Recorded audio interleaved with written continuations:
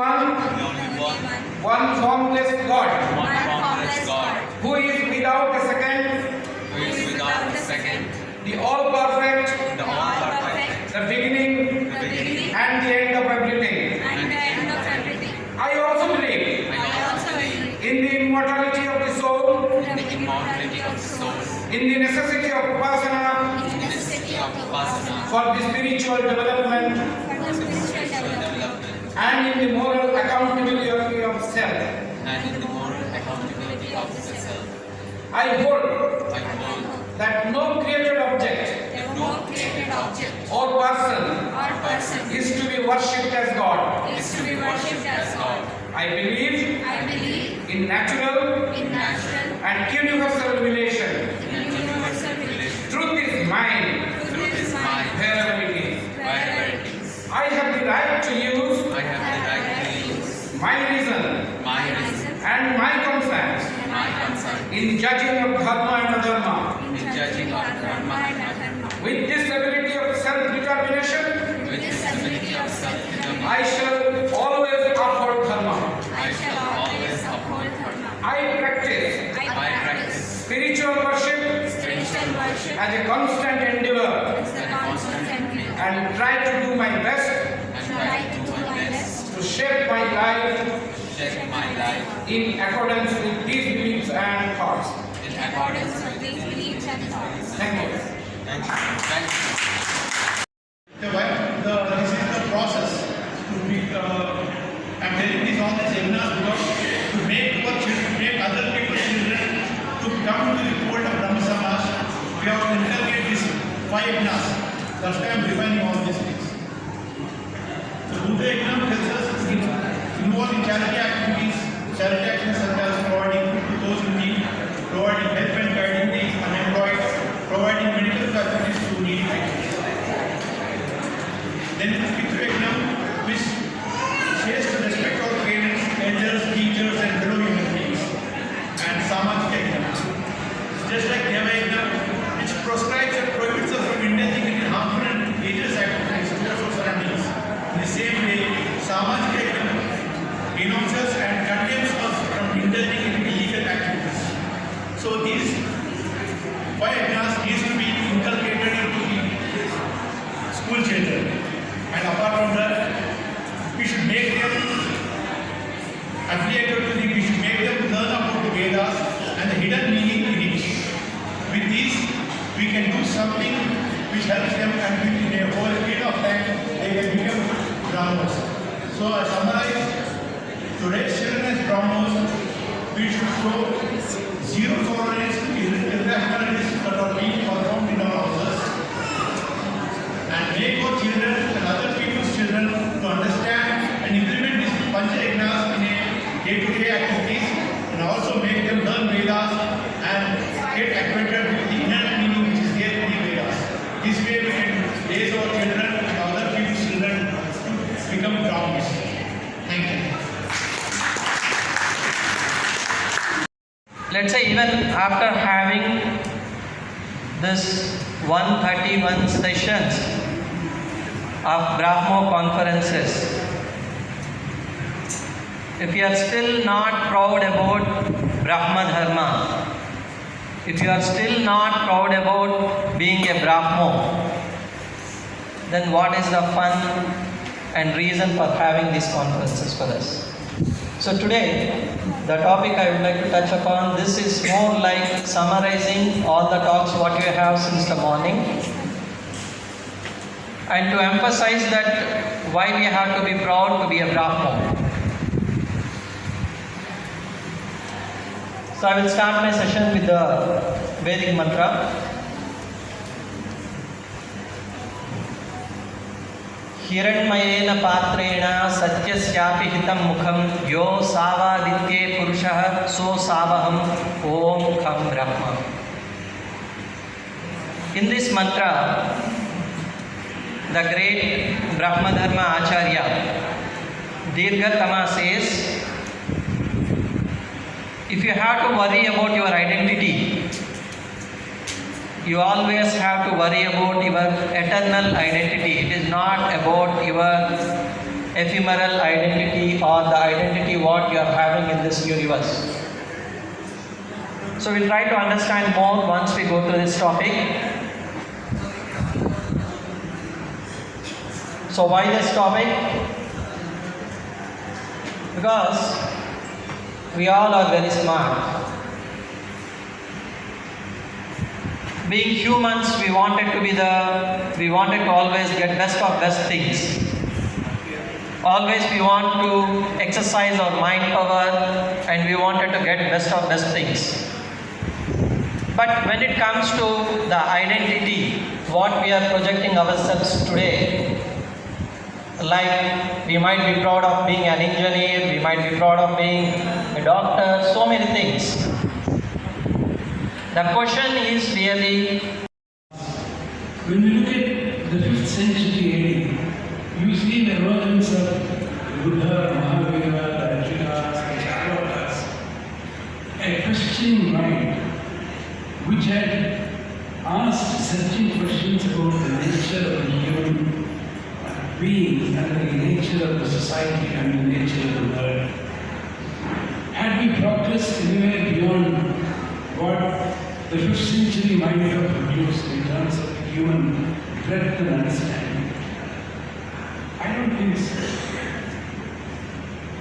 There are always parallels in the human history. At about the same time, we find Greek enlightenment, emergence of Socrates, Plato and Aristotle, who have asked fundamental questions as to what is virtue, as to what is justice, and what is the purpose of life. These are such fundamental questions. And Socrates had answered them beautifully that the pursuit of truth and the pursuit of virtue is what is, it is a great, an opportunity given to a human being, but none. Again, after this great awakening, the world has plunged into darkness. And the reawakening we see with the Renaissance of the fall of Constantinople in Europe, where again the very foundations of humanism organizations, the forefront of which is the Buddhist culture. Such unbelievable that such noble souls like Raja Rama and Ishwara Vidyasagar ever formed. And it is a pity that we haven't seen them in our lifetime. And what a great good fortune for that century to be able to be inspired by such meta minds that they are able to inspire. And what breadth of vision, what breadth of wisdom and compassion.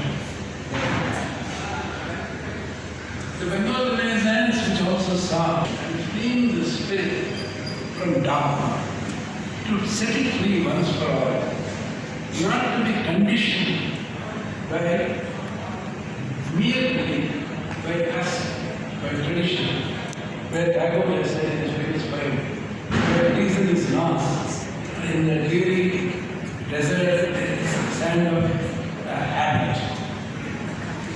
I am very about this, recalling about that, but that is what he said.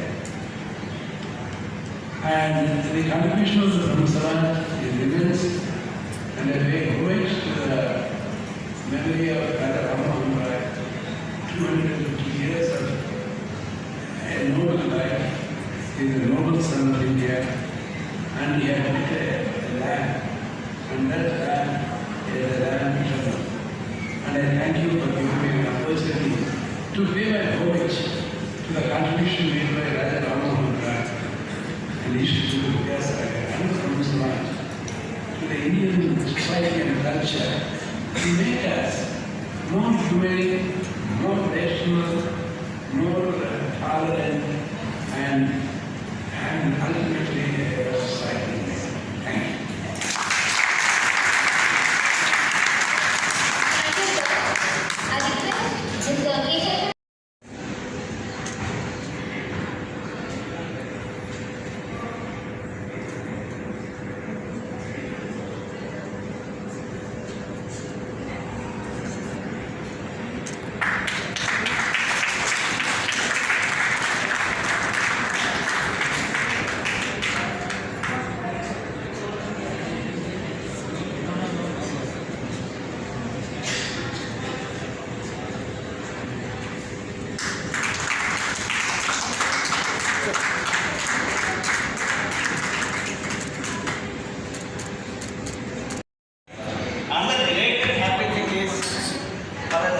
His son's wedding is being performed on 11th of November by Acharya Ravishankar.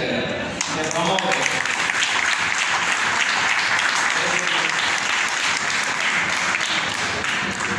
It was very much impressive. We are also very much impressed by the material, the vast source of knowledge. Thank you so much, sir. Thank you.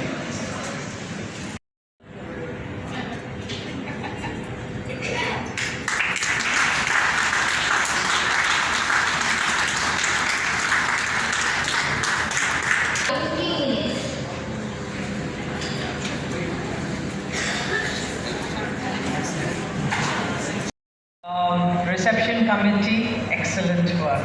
Hospitality, excellent. Sound system, excellent. In conferences, we have this problem of mics every time. Ye mic nahi chalta hai, wo nahi. But that gentleman sitting over there, Mr. Raju, has ensured that the mics have been in proper order. Nobel over there has ensured that all these LEDs and how the pictures change so fast and all that was amazing. Like he said, digitalized, yes. Decor, beautiful. What next is my big question. That's my feedback. Do we meet again after 1 year for another conference, or do we bond over the period of time? That's my first question. Dr. Job spoke about the children and their noise, and what really bothered me during these 2 days was the adults who were talking during Upasana, and children had to go around and tell them not to talk. So that's one feedback of mine, that we need, our audio needs to match our video, and somehow I feel we are lacking in that, being the role model to our kids. I miss the cultural evening. Normally, whenever we've had the All India BRAHMO conferences, we've had one little evening for culture, whether it was a digital one or Pune also, but I really miss that. And I just have to say it has been a beautiful journey with this youth group, which has really awakened a lot of positivism and optimism in us. Morning, I said I would share what I wrote for Brahmo Samaj when the youth was talking. I wrote, B for me is bonding, R for me is rationalism, A for me is to accept the situation and people as they are, H is for humility, M, I need to monitor myself, what I'm doing and saying, does it match the Brahmism principle? O, I would like to be more optimistic than I am. For the Samaj, what am I doing? S, for the society that I belong, am I smiling enough is also the S. A is for appreciation, M is for money. Sometimes we do not realize, but we do not give our children the value of money, and that is very, very important. We always say the Samaj doesn't have money, but the society has a lot of money. We will do the good work and automatically the money comes, so we don't have to worry about that. The next A is for acceptance, and J is let us all be joyful, though we are sad when we are going, but let us be very, very joyful and really think about it seriously, what's next. Iske baad kya? Thank you very much. It was lovely meeting you. And one thing I have to say, what I saw in the ladies, you know, Calcutta is famous for these women. And what I think one of the feedback was the amazing role models we have seen. They have come with their stick, they have come sitting on that sofa, not being able to, but I think all the ladies I have met over here this time, hats off to y'all, and we need to be like y'all, wait and come back for all the conferences. So thank you for being such great role models to all of us. Thank you very much. A lot to me. I want to thank Gayatri Auntie for being a second mother to me here. Thank you for loving me and understanding me even when I don't utter a single word. I just can't express my gratitude for her in words. And my favorite Ravi uncle, the way he invited me, I just had to come. Thank you so much, uncle, for tolerating me and sometimes my tantrums during the class.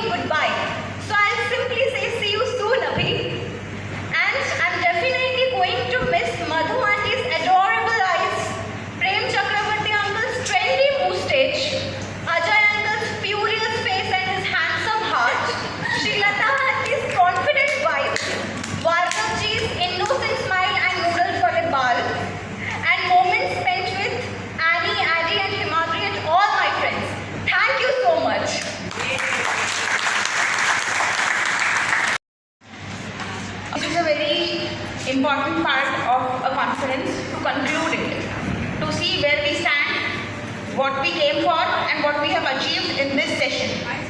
In these 2 days, 48 hours, whatever time we have given, actively, inactively, whatever. Now, there are two things. First of all, I would like to pay my sincere thanks to Keshav Organizing Committee for taking a huge step in creating a youth conference committee head and the organizing secretary and all the members who are there to show them the right way. I really thank them very, very much from the bottom of my heart. The next thing is a negative point that I want to share.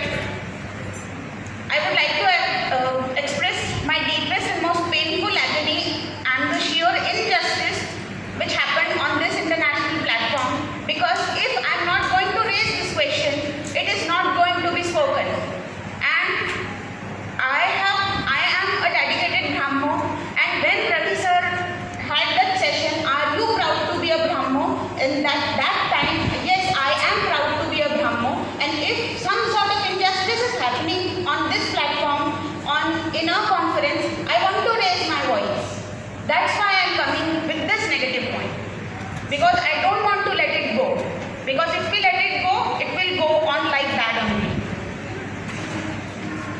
My most important and most bitter question is, are our elders, the elders of our Samaj, sincerely interested in bringing the youth or the potential non-Brahmos or the potential followers to have faith in our belief system? क्या वो चाहते हैं कि हम इस movement का, इस समाज का, इस ब्रह्मो बिलीफ का, आइडियोलॉजी का एक पार्ट बने या उसको समझने की कोशिश करें? क्वेश्चन हाँ हो तो आप हाथ खड़ा कर सकते हैं, और ना हो, if it is a no, resounding no, then you can simply no need to raise your hand. अगर हाँ है तो I can say, are you interested in bringing the children or the youth to the Samaj? Then you can raise your hand. The time is now. That's the problem of your Samaj. Okay, so I was excited to be a part of this conference. I even had the opportunity of a very huge amount of people listening to my points. As Rekha ma'am in her morning session said, there is a very big difference between hearing and listening. One is a subconscious level thing and one is a very conscious thing.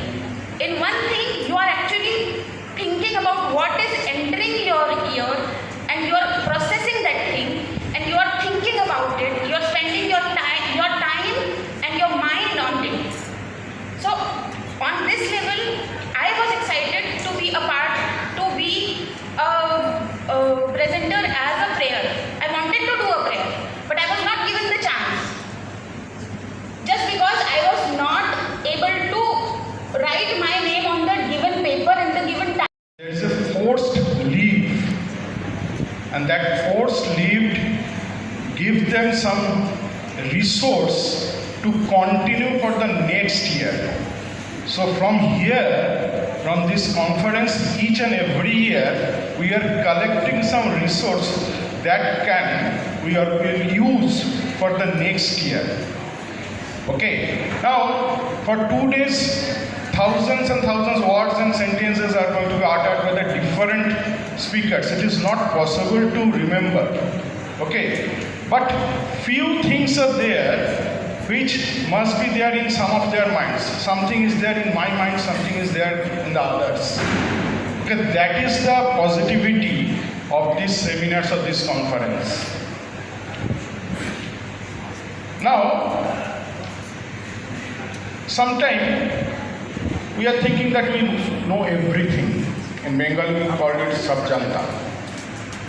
But the same problems can be viewed or expressed by different age group.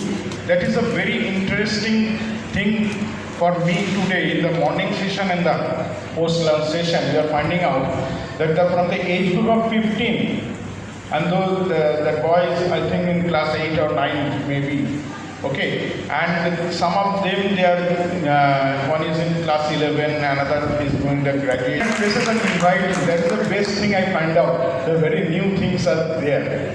Okay, and regarding hospitality arrangement, I have no words I have to say for that one.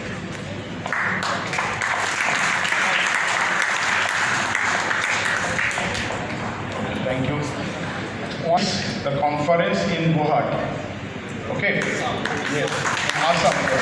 I think it is after 2001. No. Before that, I think 2001. 2001 they organized, and this time they are ready to organize the conference next year in 2023. Mr. Chandra is unable to come here, on another information I want to share with you.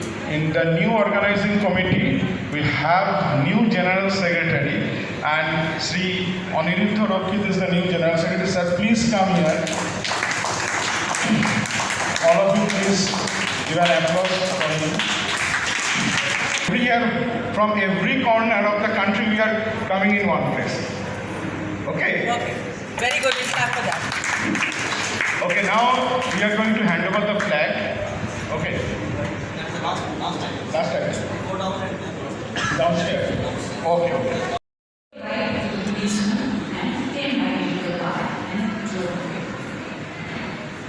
The second example, Mumbai, a place which is like second home for us because our Mumbai Bharatashram is in that same locality.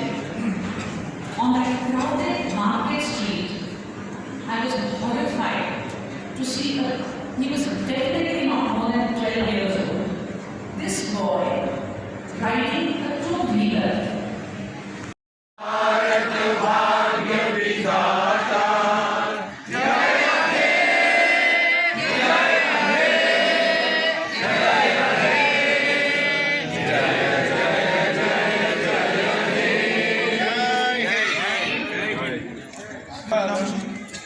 Oh.